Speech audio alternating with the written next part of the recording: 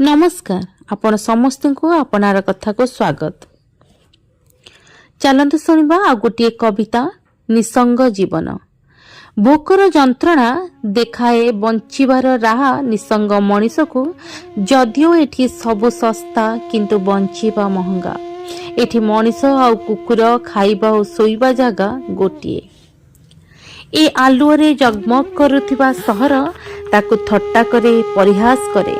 निजको संभाळु संभाळु रातिरे कल पानी पी केबे केबे खोला आकाश तले जह्नकु रुटीटिए भावी पेट पुराई से पुणी सोई पड़े। खोला आखिर स्वप्न भांगी जाए जेबे काकर बिंदुर परस ता देहरे बाजे। देह को उष्मता देवाकू चाहिबी से देई पारे नहीं खोजी बुले साथी कुकुर को।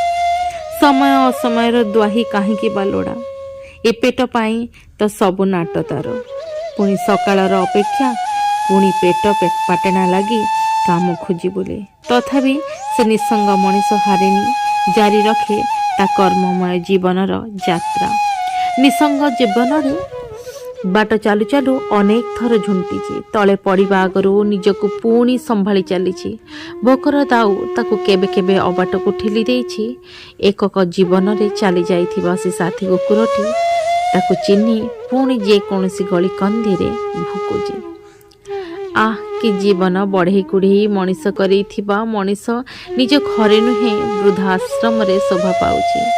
आज दुई गोड़िया मनीष पशुर प्रवृत्ति धरिछि मात्र पशु भितरे मनीष पणिया झलसी उठुछि। बाबा रे निसंग जीवन एक ही दृश्य देखाउछि। धन्यवाद।